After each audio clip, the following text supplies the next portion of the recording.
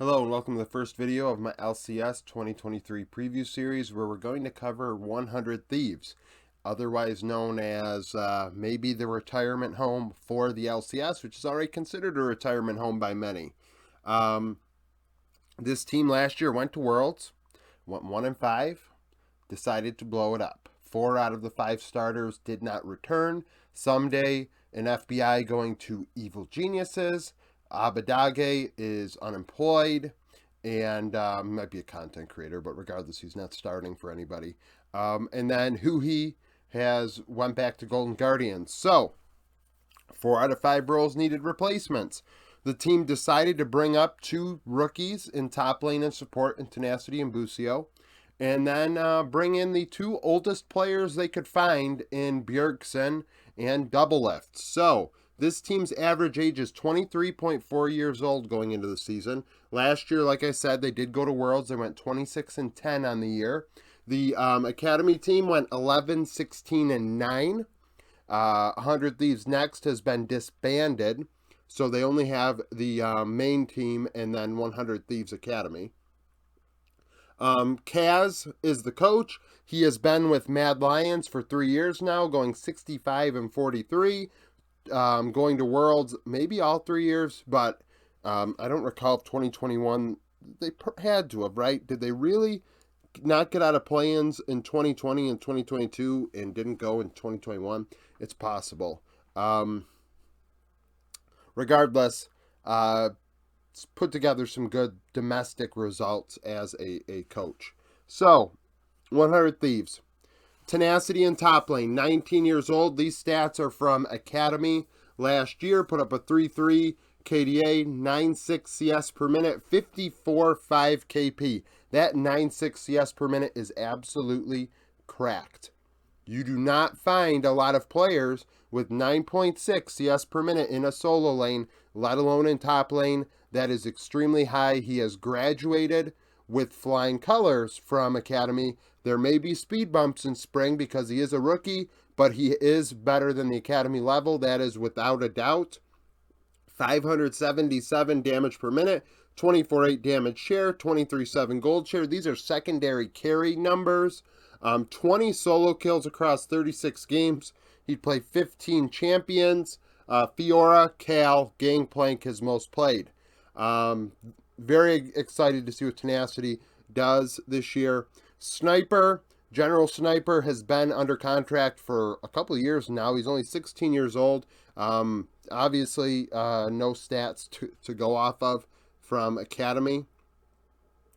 Closer, at 24 years old, is the only returning member of 100 Thieves. Put up a 5 KDA, 5.2 CS per minute, 66.9 KP. A lot to be desired there. He is in that tier of junglers that kind of is just like a pick your poison between Spica, Santorin, Closer.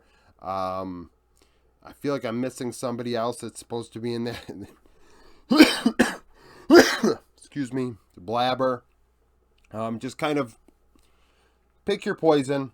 They're all kind of just above average. These numbers suck. 5.2 and 66.9, not fighting enough, not getting enough farm. 248 damage per minute, 11.6 damage share, which is very low. 17.6 gold share, 2 solo kills across 18 games. Only 6 champions played, Wukong and Trundle being the 2 notables. So Closer, we'll see how he does. I don't know. 100 Thieves are definitely, I have in that middle group going into the year. I'm hedging my bets on a couple things with them. Yukino is the backup from Evil Geniuses, like Prodigies or something. 16 years old, just like Sniper. So there are 2 young players on the Academy team. Bjergsen, 26 years old, put up an 8.7 KDA, 9.2 CS per minute, 66.9 KP. It's undeniable that Bjerg had a good summer. At his age, to put up a 9.2 CS per minute, 67 KP, 8.7 KDA, like those stats are good. And sure, he didn't get around as much as people would have liked. The team's style did not really vibe. You have a lot of different egos on that team, and a lot of different ways of thinking about playing the game that resulted in it falling apart and Liquid being a disappointment. But Bjerg, I don't think is washed. 585 damage per minute, 26.3 damage share, 22.7 gold share, 5 solo kills across 18 games. He'd play 11 champions, Azir and Swain being the most notable. We also have to keep in mind, we look at this team, we see tenacity and the high carry potential out of him.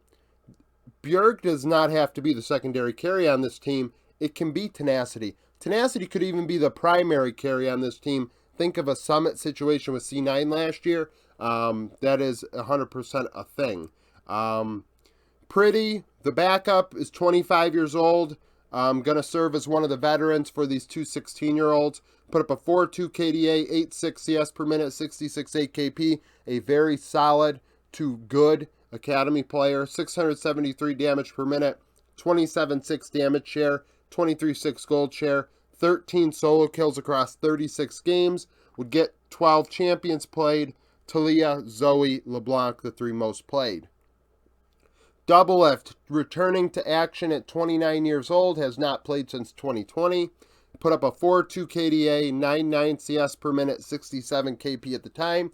Was not washed. I mean, he was older, but he was not out of pocket in the LCS. Like, he was still a good to maybe the best 80 carry in the LCS when he did retire. What is he going to do now?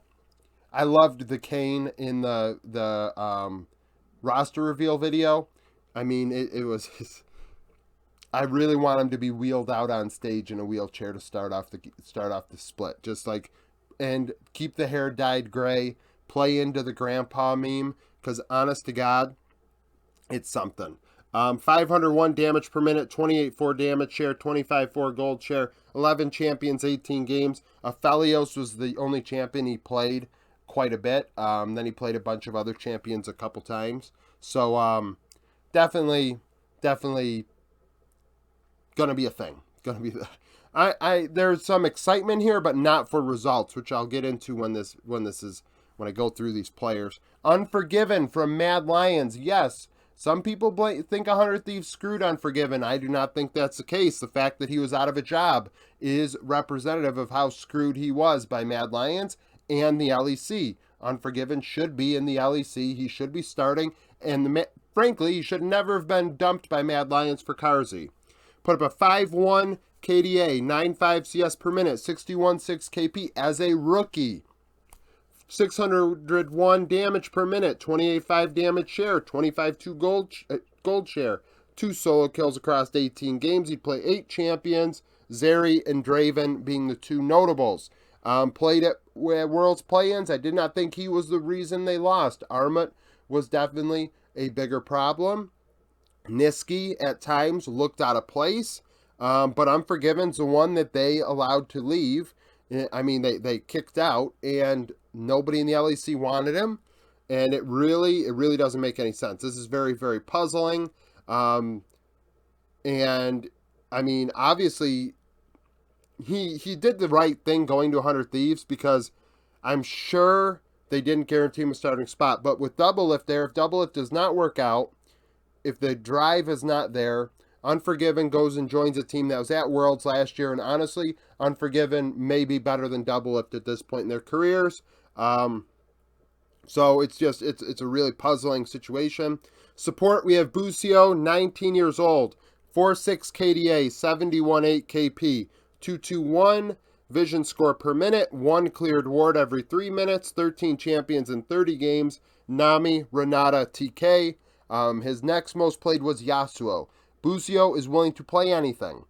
Watched him at Champions Queue quite a bit. I would watch Doublelift play Champions Queue in the background, kind of just getting a vibe for a lot of these amateur players and things like that, listening to comms. And Busio was always notable, and it is no surprise that Busio is starting for 100 Thieves. A lot of people have him and Tenacity battling for this Rookie of the Year. It's going to be definitely interesting. Behind him is Destiny, a 25-year-old player that played with Cloud9 last year in Academy. 8.6 KDA, 71.5 KP, 2.8 vision score per minute, 0.28 cleared wards a minute, 8 champions in 26 games, Nami, Rakan, Yumi. So they have an older player to help Busio along behind him. Similar to the situation with Pretty helping out the top side of the Rift for 100 Thieves. Like, there are a couple older players there to bring along the 2 younger players. And Unforgiven's been there and done that, played at the highest level, went to Worlds as a rookie. So he is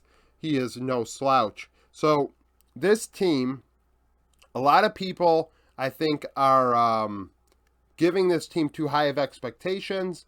I think that they are going to set themselves up for disappointment and then somehow claim that 100 Thieves botched this and that, and they failed. And it's like, this team does not fail because it doesn't make Worlds if you see it for what it is, which is a team that is going to be driven by whether tenacity and Busio can develop. This is not a spring team. This is a summer team, if there is going to be a time for it. And it all is dependent on tenacity and Busio developing. And even then, they can develop and get better, but there will be limitations that makes this team in that, at best, maybe 4th spot, all the way down to maybe 6th or 7th.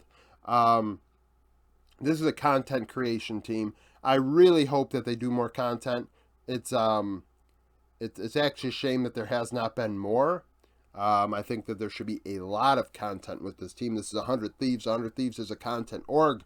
Baby Optic. They should be doing a lot of content. You have some of the most notable players and then a couple young players that do content on their own on this team. Like, there's no excuse there. Content should be priority number 1 with this club. There's a lot of potential there for that. So comment below with your opinions on this roster. Like the video if you like it. Subscribe to the channel for daily League of Legends content. Follow me on Twitter. Join the Discord. Become a YouTube member. And thank you for watching.